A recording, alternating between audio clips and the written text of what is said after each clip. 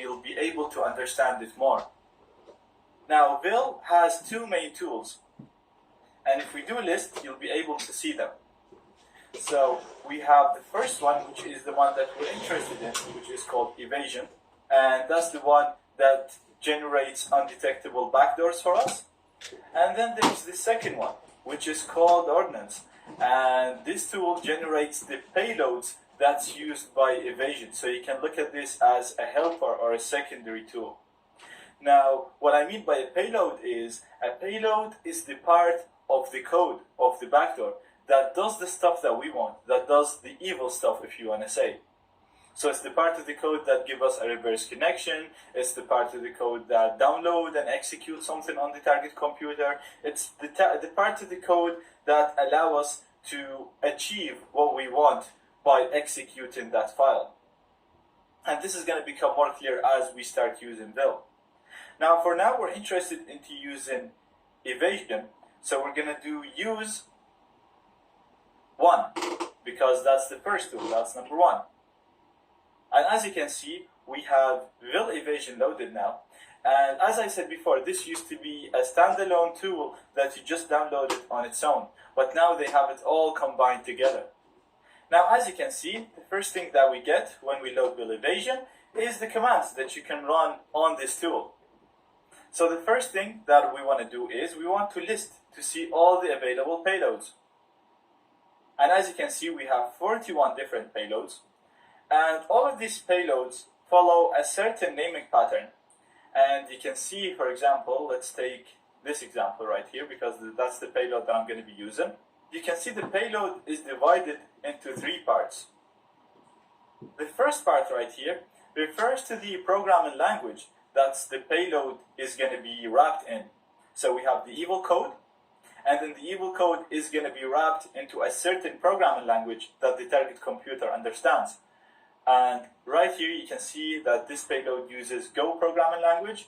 We can see this one uses C. We can see these ones use CS. We have Python, we have PowerShell, and we have Ruby if we scroll down.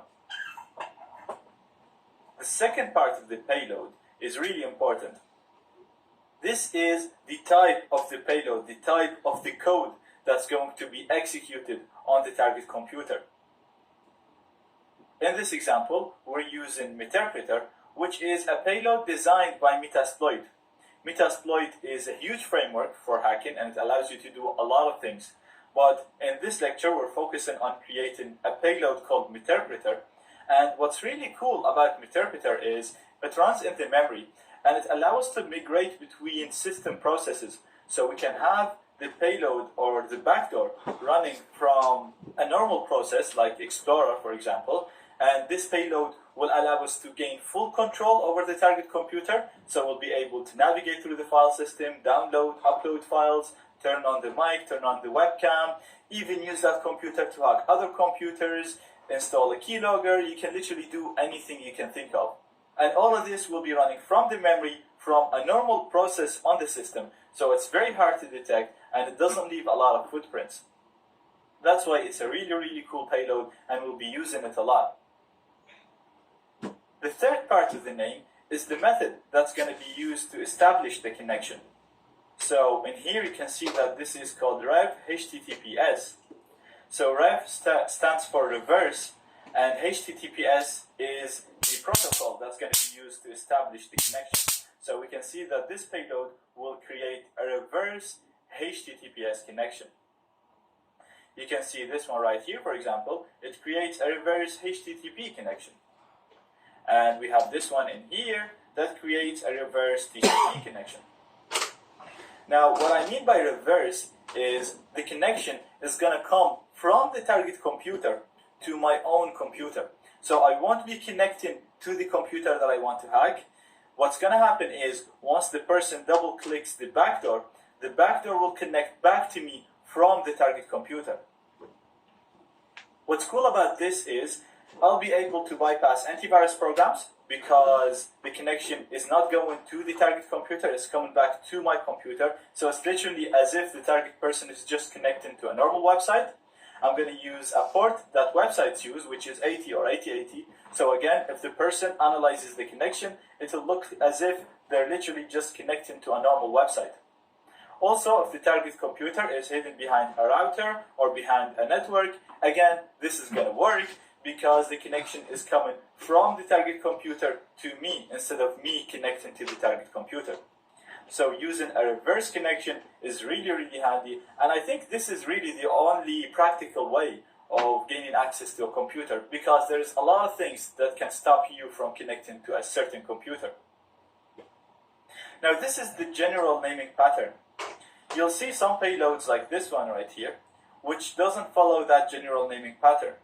And basically what these payloads do, for example, you can see this one is called shellcode inject. So what it's going to do is it's going to create a payload that injects your other payload. So it's going to create a normal payload, and that normal payload injects a interpreter payload, for example. Now it does this to try to bypass more security, but usually they won't bypass more things than the normal payloads would bypass. So that's why I usually just use one of the normal payloads in here. So this is it. This is all about the payloads. Sorry I took a bit of time, but I wanted to make sure that you guys understand the naming pattern. I wanted you to understand what a payload is and the difference between a reverse and a bind and a TCP payload. This way, the rest of the course will become more clear to you, and I can just use the payload that I want without explaining what it is. Now in the next lecture, we're going to be generating a payload, and we'll be testing it against antivirus programs.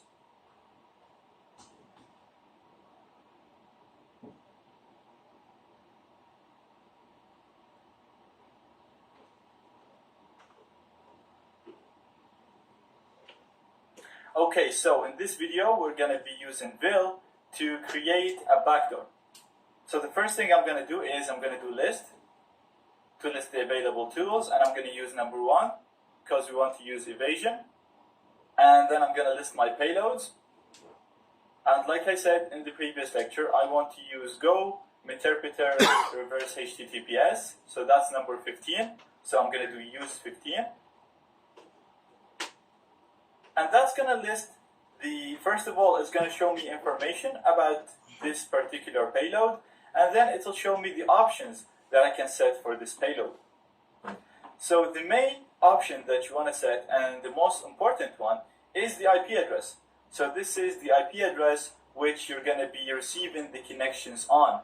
As we said, we're going to have a reverse connection, and we need to set the IP address which the payload or the backdoor will try to connect back to.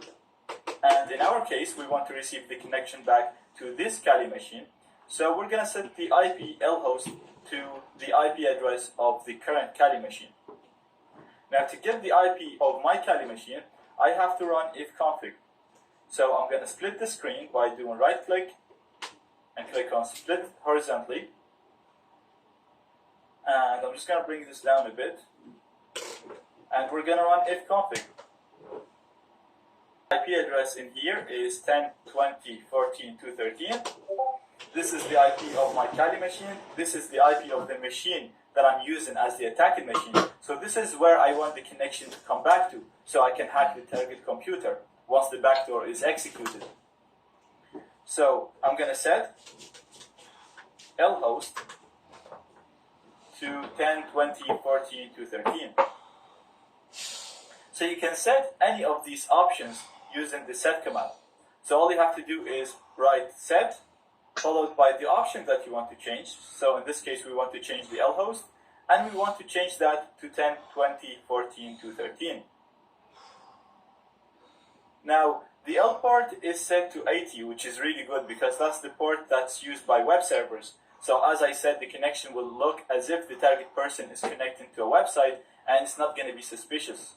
But I don't want to use that port because I'll have a web server running on this, and we'll talk about that later. So I'm going to change that to 8080. 8080 is another port that's used by web servers, so it's still not suspicious, and it should still bypass firewalls. So I'm just going to do set. Same way that we did it before with the lhost, we're going to do lport to the value that we want to set this option to, and we're going to set it to 8080. Now, if I do options again, to list all the options, you'll see that the L host changed to 1020, 14 to 13, and the L port changed to 80, 80. Now, if you generate the backdoor like this, you will bypass all antivirus programs except AVG. I've already tried this, that's how I know this, and that's not good enough because we want to bypass everything. That's right. Now, the way antivirus programs work is they have a very large database of signatures. These signatures correspond to files that contain harmful code. So what they do is they compare the signature of your file, of your backdoor, to all the files in this huge database. If your file matches any of these files, then they'll flag it as a virus or as malware. If it doesn't, then they'll think that it's a normal file and it's not malware. So the main point in here is we're going to try to modify the file, our backdoor, as much as possible to make it more unique so that it bypasses the signature database and will be able to bypass antivirus programs. Now, as I said, Vil is already doing that for us. It's encrypting the backdoor, it's obfuscating it, it's injecting it in the memory so that it doesn't get detected, and it's doing a good job at it. It's bypassing pretty much everything except for only one antivirus program. So just to bypass this last antivirus program, I'm going to set some optional options that really won't do much of a difference. They'll just make the backdoor look a bit different. So the first thing that I'm going to modify is processors. And that's the minimum number of processors to be used by the backdoor. I'm not going to set a huge number because that will just make my backdoor not work. I'm just going to set it to 1, which is pretty much nothing really, but I'm just going to set this option to make the code look a bit different. So I'm going to do set. Again, the same way that we were setting the L port and the L host, we're just going to put the option name, which is processors. And we're going to set that to number 1. And I'm also going to set another option, which is the sleep option. And that basically lets the backdoor sleep for a number of seconds that you set before it executes the evil code that you have in there, before it executes the payload. So I'm going to set this to 6. Again, no real reason for this. I'm only doing this to make the backdoor look a bit different. So I'm going to do set sleep to 6. So I'm going to hit enter. And I'm going to do options again to make sure that all the options are set the way I want them to be. So I have my IP address set properly, I have my L port, I have my processors, and I have my sleep. So I'm going to generate the backdoor. And now it's asking me to name this backdoor something. So I'm going to name this backdoor rev HTTPS 8080. Just so that we can remember which payload and which port to use for this backdoor in the future. Now the backdoor is generated, and you can see it's telling us the module that's used, and it's telling us where the backdoor is stored. So the backdoor is stored in this path right here. So I'm going to copy that. Let's go ahead and check to see if the backdoor is detected by any antivirus programs. Now you can use the built-in feature by Vil using the check VT command, but this feature only uses the signature of the file, and it's not 100% accurate. Sometimes it tells you that the file will bypass all antiviruses, but it'll actually be detected. You can also use VirusTotal, but I don't recommend that, and please don't do that, because if you do that, your backdoor will become less effective, because VirusTotal share the results of their scans with antivirus programs. What we're going to do is we're going to use a website called NoDistribute. So we're going to go to it now. So I'm just going to Google for NoDistribute. And what this is going to do, it's similar to VirusTotal. The only difference is it's not going to share the scan results with antivirus programs. So it won't affect your backdoor. So I'm going to click on Browse to navigate to my file. And I'm just going to copy where the file is stored. So Vil is telling me now it's stored in this location. User share Vil output compiled. So I'm going to copy this. And I'm going to come here. I'm going to click on the pen. and I'm going to paste the location. I'm going to click on open and scan the file. I'm going to include a link to this website in the resources of this lecture, along with an alternative in case it didn't work for you. And as you can see, the file is bypassing all antivirus programs. So we can use this backdoor against any device, and we'll be sure that the device or the computer will not be able to detect this file as a virus. Now please keep in mind that you won't always get perfect results like this. Antivirus programs always update their database, and Vil also always updates the way they generate backdoors. So it's pretty much like a full cycle. Vil is always trying to bypass antiviruses, and antiviruses are always trying to detect the latest backdoors. So first of all, you want to make sure that you're using the latest version of Vil, and you'll have to experiment with the different payloads and different options until you get it to work. This is the most basic method of generating undetectable backdoors. I actually cover more advanced methods in my social engineering course and in my Python course, where I actually show you how to write your own backdoor, which is the best method. But these methods are more complex, and this course is designed to be a general course that will introduce you to most hacking fields without diving deep in any. So if you want to learn more advanced methods of bypassing antivirus programs, then check out these courses in the bonus lecture, the last lecture of the course. But anyway, you don't need to worry about this for now. If you can't get it to bypass a lot of antiviruses, you can simply turn off Windows Defender or the antivirus in the target Windows machine for now, for testing, just to get an idea on how to generate backdoors and how to interact with them. And then, if you want to learn more, you can check out these other courses, because these other courses will build on what you're going to learn here. So you'll have to learn these skills in here anyway. Also, check out the YouTube video in the resources of this lecture to get a taste on what these methods look like and how effective they are.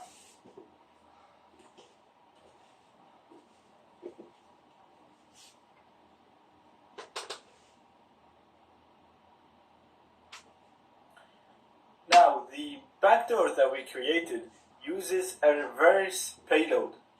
So, like I said before, it does not open a port in the target computer. It actually connects from the target computer to our computer. And by doing that, it'll bypass firewalls and it'll look less suspicious.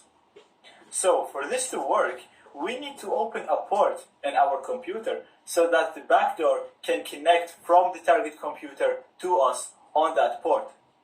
So if you remember, when I created the backdoor, I set the port to 8080. So I need to open that port in my Kali machine so that when the target person executes the backdoor can connect back to me on port 8080. So I'm just going to write the name of the payload that we used, because that's very important when you're listening for incoming connections. So we used a payload that's written in Go, and that was a interpreter rev HTTPS, which is a reverse HTTPS payload. Now this is not a command, I'm just going to write it in here, so just that you keep this in mind. And we use port 8080 for the reverse connection. So these are the most important things to keep in mind when listening for incoming connections. So I'm going to split the screen, and I'm going to listen for incoming connections in here. And to do that, I'm going to use the Metasploit framework. Now to run Metasploit, all you have to do is just run MSF console. Now Metasploit framework is a huge framework for penetration testing. So the Meterpreter backdoor, or the Meterpreter payload that Vil created for us, is actually programmed by the people who made Metasploit. That's why we're using Metasploit to listen for incoming connections. So Vil Evasion actually uses Metasploit to generate the backdoor that we chose in the previous video. So to listen for incoming connections, we're going to use a module in Metasploit. Now Metasploit, as I said, is a huge framework, and it has a lot of modules. So the module that we're interested in is a module that allows us to listen for incoming connections from a Meterpreter payload. To use that module, we're gonna do use a module, and then we're gonna specify the module name, and the module name is exploit multi-handler. Okay, so the command we're using is use to specify the module that we want to use, and we're using a module called exploit multi-handler that allow us to listen for incoming connections. I'm gonna hit enter, and I was already in that module, so you can see that nothing changed for me, but for you, you should navigate to that module. And I'm going to do show options to see the options that I can set for this module. And you can see that you can specify different options for it. The most important thing that you want to specify is the payload. So you can see in here, for me, it's set to Windows Meterpreter Reverse TCP. And if you remember what we used a Meterpreter Reverse HTTPS, not TCP. So you want to change this. The first part is fine because our target is going to be Windows, but you want to change the Reverse TCP to Reverse HTTPS. And you can change that exactly the same way that we did with Will Evasion. So you type in set, you put the option name that you want to change, and we want to change the option for the payload, so we're going to say payload, and we're going to set that to Windows Meterpreter Reverse HTTPS this time. Okay, so we're doing set to set an option, we're setting the payload to Windows Meterpreter Reverse HTTPS. Now this payload should correspond to the payload that you chose in the backdoor. So in the backdoor we use Meterpreter Reverse HTTPS. That's why in here we're using Reverse HTTPS as well.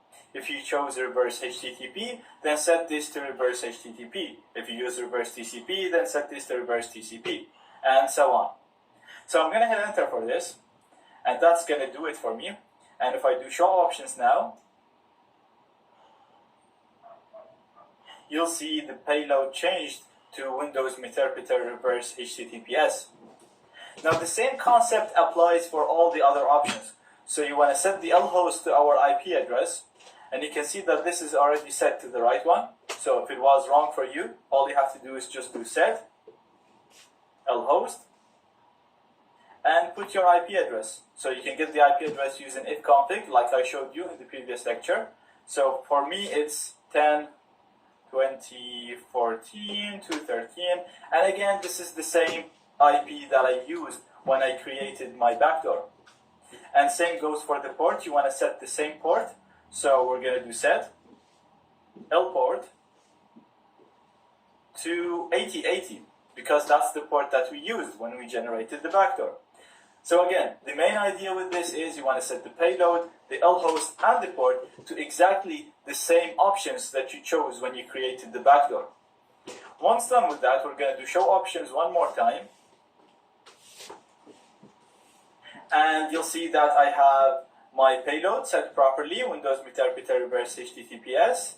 I have my lhost, and I have my lport. And all of that is done properly.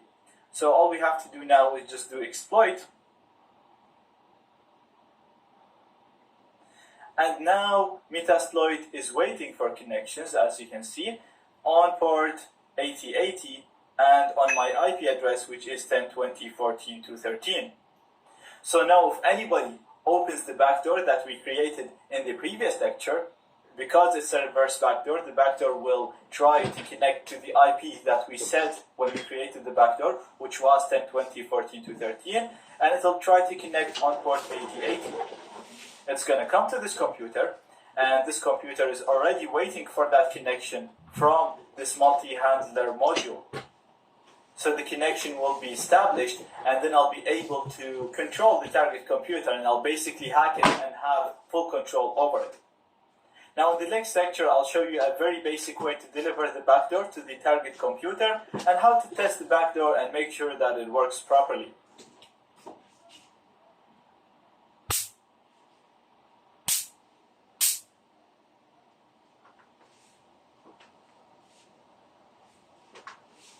now we're ready to receive connections from our backdoor. So we created the backdoor, we set a payload, and we're listening for incoming connections here from any connection that comes in from the same backdoor on the same port on the same IP. So now if a person runs that backdoor, we'll receive the connection back in here on this computer. What we're going to do now is we're going to test the backdoor to make sure that it works. And to do that, we're going to use a very basic delivery method. Later on in the course, we're going to talk about smart delivery methods that will trick the person into opening the file that we're sending to them. For now, we're just doing a very basic example just to test our very basic backdoor. So to do that, we're just going to put the backdoor on our web server and then download it from the target computer. So there's nothing smart about this, and you probably can't use this way to deliver the backdoor to a real person. So we're only doing this for testing to make sure our backdoor works. So Kali comes in with a web server, and what that means basically you can use Kali as a website. So what we're going to do is we're going to put that backdoor in that website and then just download it from the target Windows machine. Now the website directory where you should store the website files is var www.html. So I'll show you where it is now. If you just click in here on the path and then put a /, it will allow you to manually type the path that you want to go to. So we want to go to var www.html. And this is the location where the website files are stored. Now for you, you'll probably only have index.html. You won't have all of that stuff. But that's just stuff that I created while I was testing a few things. So the index is the main page that people usually see when they browse to this website. So what I'm going to do here is I'm going to first of all create a directory, and I'm going to call it evil files. So every time we create a backdoor or a keylogger, we're going to put it in here and then download it in the Windows machine to test it. And again, later on in the delivery methods section, we're going to talk about smart delivery methods. For now, we're only going to be creating the evil files and test them to make sure that they work as expected. So I'm going to call this directory evil files. And inside it, I'm going to put the backdoor that we created before. So the backdoor that we created was made using Will Evasion.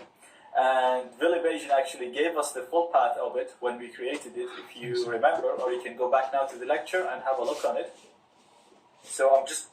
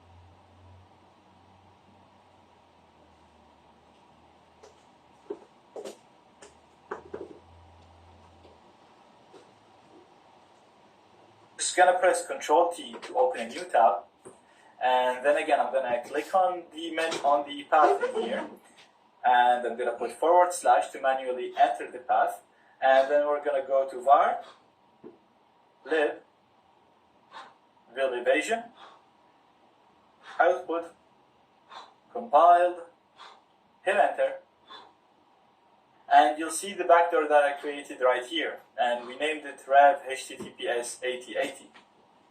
So I'm going to copy this and paste it in here, and that's it. Now we can download this file from the website that Kali uses, that Kali has. Now to start the web server, to start the website, we have to start its service from the command prompt. And to do that, we're going to do service Apache 2 start.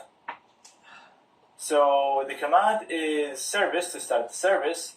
Apache 2 is the name of the web server, and then we want to start this web server. I'm going to hit enter, and because we didn't get any errors, that means the command got executed properly. Now everything is done. So the IP of the Kali machine was 10.20.14.2.13. It's the same IP that we're listening here, and it's the same IP that you'd get if you run ifconfig. So I'm going to go to my Windows machine, and I'm going to navigate to my IP address of the Kali machine, which is 10.20.14.2.13. And this will open the basic index.html that I showed you. And it basically just says it works, telling us that the web server is working and the website is working. This is all inside var www html. So if I wanted to go to the directory where we put the backdoor, then we're just going to go to evil files, because we called it evil files. I'm going to hit enter, and you can see the backdoor that we created in the previous lecture, and we called it rev https 8080.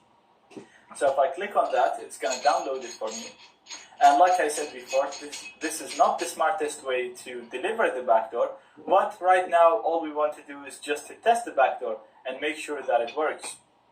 So if I click on the downloads and run the backdoor, it's going to tell me that this is an executable, so be careful when you run it, but this is not detecting a virus. It's literally just saying be careful when you run exes. I'm going to run it anyway, and once we come back here, you'll see that we received a connection from the target machine. So we didn't connect to the target computer. The target computer connected back to us. So you can see the IP of the target computer, which is 10.20.14.206, and that IP connected back to us on port 8080, right here. So basically now we have full control over that computer. Right here you can see that we have a Meterpreter session, and what Meterpreter allows us to do is literally do anything that the user can do on their computer. So we'll see how we can use the Meterpreter later on in the post-connection attacks. For now, we can see that the backdoor is working, and if we do sysinfo,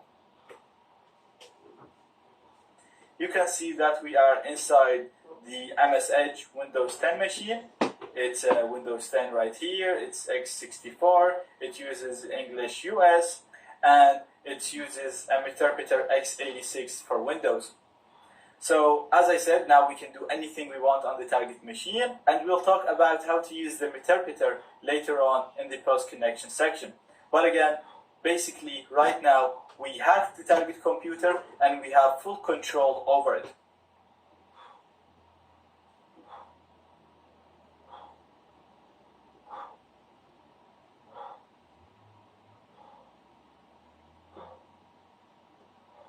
Previously, we learned how to create an undetectable backdoor, which is great, but we delivered this backdoor by simply downloading it at the target computer. Now, this will probably not work in real life. Your target will never just download an executable and run it if you ask them to do that. Therefore, in this lecture, I want to show you a smarter delivery method where we will spoof an update. So when a specific program at the target computer checks for updates, it will say that there is an update, and when they install that update, they will actually be installing a backdoor.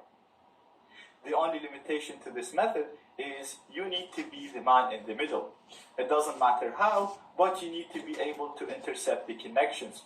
So you can do this using ARP spoofing, or using a fake access point, as I showed you before, or using any other method that will allow you to intercept the connections. So usually, programs have a specific domain that they use to check for updates. So let's say we have the user here that has a specific program, it wants to update something, it will send a request to a specific domain. And let's say this domain, in this case, it's updateserver.com. This will be sent to the DNS server.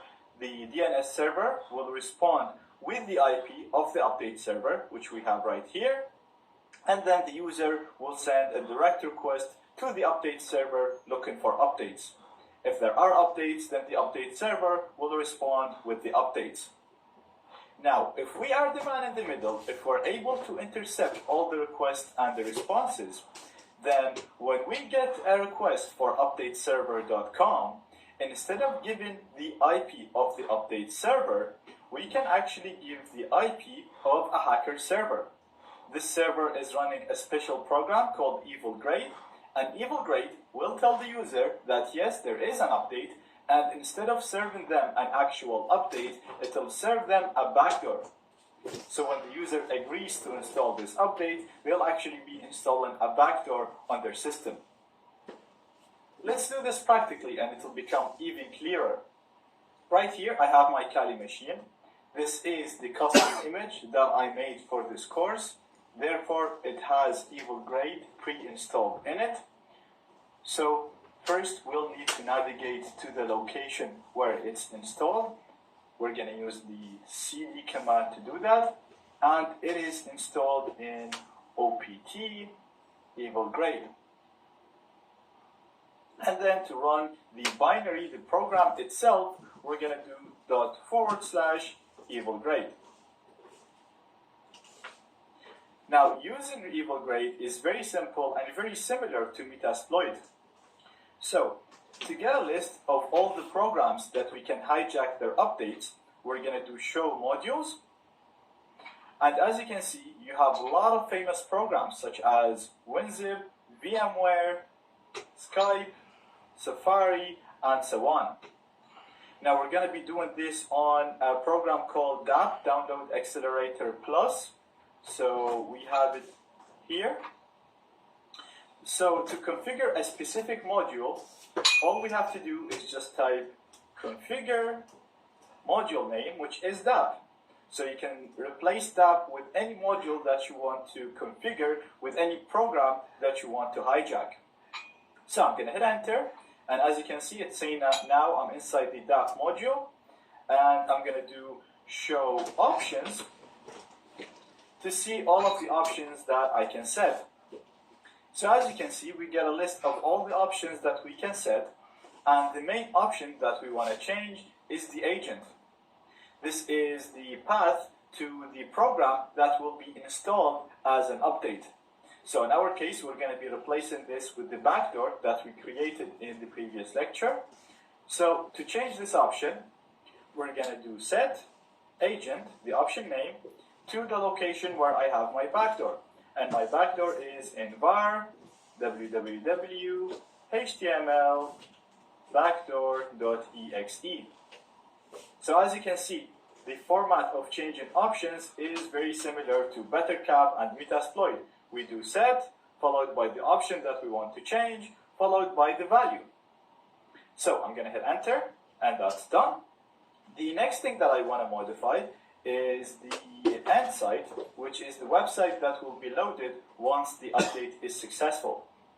Now I know this will return a not found error, that's why I'm going to change it. You don't have to change it with every module. So again, to change this, we're just going to do set end site, and I'm just going to set it to just the basic domain, which is speedbit.com. And finally, before we run everything, I'm going to do show options one last time to make sure that everything is set as I want it. So I have the agent set to var www html backdoor.exe, that's perfect. And I have the end site set to the way I want it. So I'm ready to go, and all we need to do now is just type start to start EvilGrade. So right now, if EvilGrade gets a request for an update, it will say yes, there is an update, and it will serve the backdoor.exe as the update. The only problem is it will never get any requests right now because I am not intercepting connections. I'm still not the man in the middle. Therefore, we're going to become the man in the middle using BetterCap. Like I said, you can use any method you want to become the man in the middle, but we're just going to do it using ARP spoofing right now. So I'm going to use BetterCap using the exact same command that we've been using before. So we're just doing BetterCap giving it the interface connected to the network, and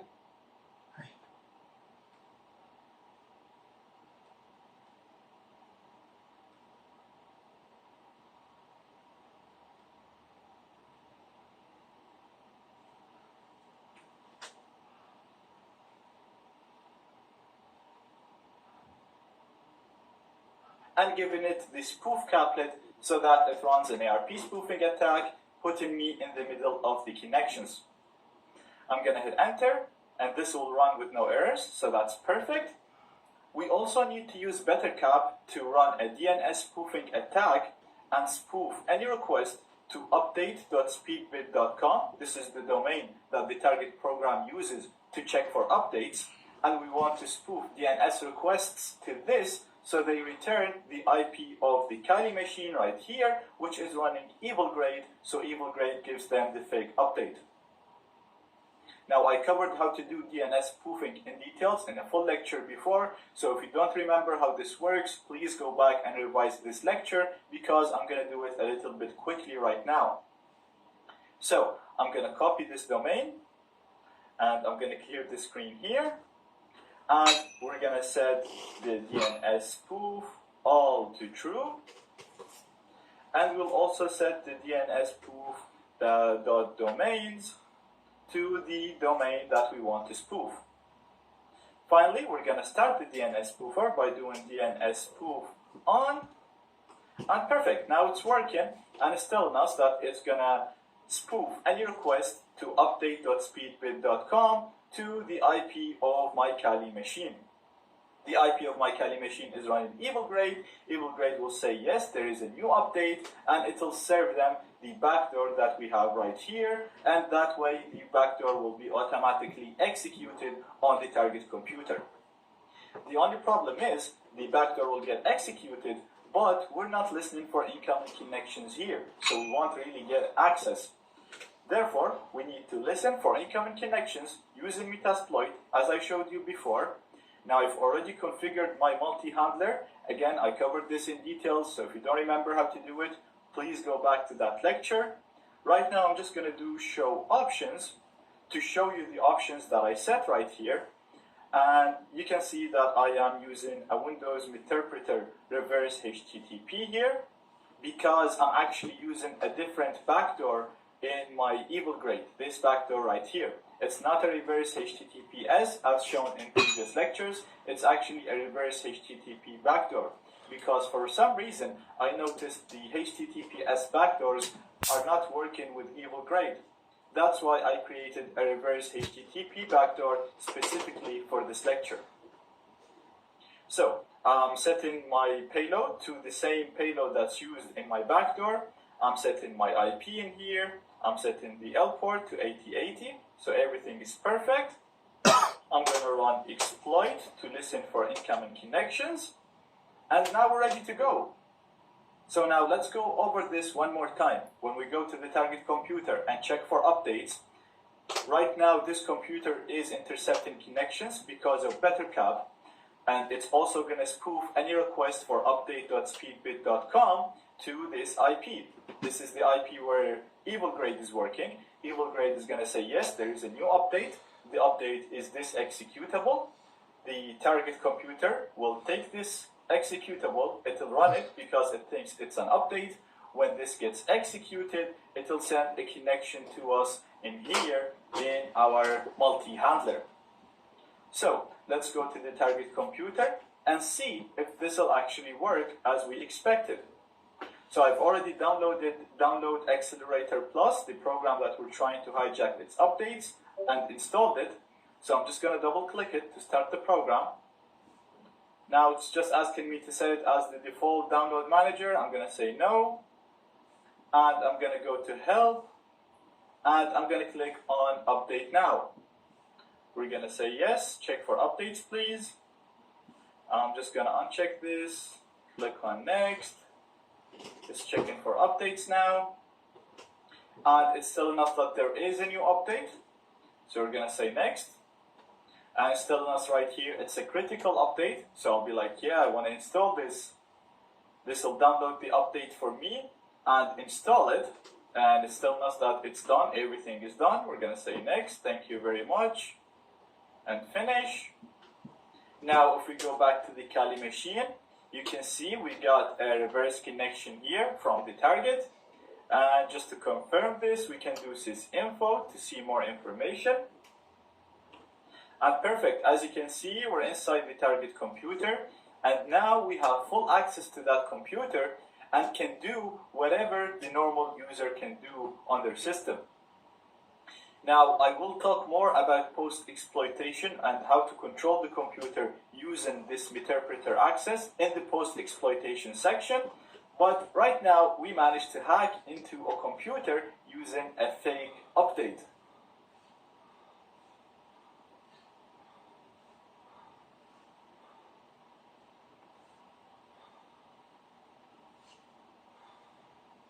In this lecture, I want to show you another backdoor delivery method. In this method, we're going to wait for our target to download an executable, and we will backdoor this executable as it's being downloaded. So when they run their executable, they will get the file that they're expecting, but at the same time, a backdoor will run at the background, giving us full access to their computer. The only limitation to this is you need to be the man in the middle. It doesn't matter how you manage to achieve this position, but you need to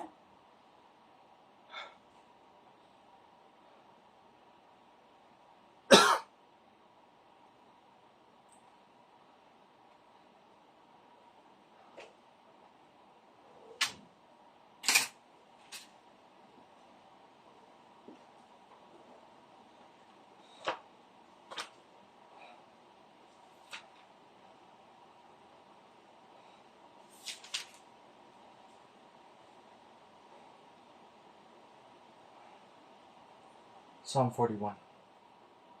Blessed is he who considers the poor. The Lord will deliver him in time of trouble. The Lord will preserve him and keep him alive, and he will be blessed on the earth. He will not deliver him to the will of his enemies. The Lord will strengthen him on his bed of sickness. He will sustain him on his sick bed. I said, Lord, be merciful to me. Heal my soul, for I have sinned against you. My enemies speak evil of me. When will he die, and his name perish? And if he comes to see me, he speaks lies. His heart gathers iniquity to itself. When he goes out, he tells it. All who hate me whisper together against me. Against me they devise my hurt. An evil disease, they say, clings to him. And now that he lies down, he will rise up no more. Even my own familiar friend in whom I trusted, who ate my bread, has lifted up his heel against me. But you, O Lord, be merciful to me, and raise me up, that I may repay them. By this I know that you are well pleased with me, because my enemy does not triumph over me. As for me, you uphold me in my integrity, and set me before your face forever. Blessed be the Lord God of Israel, from everlasting to everlasting. Amen and amen.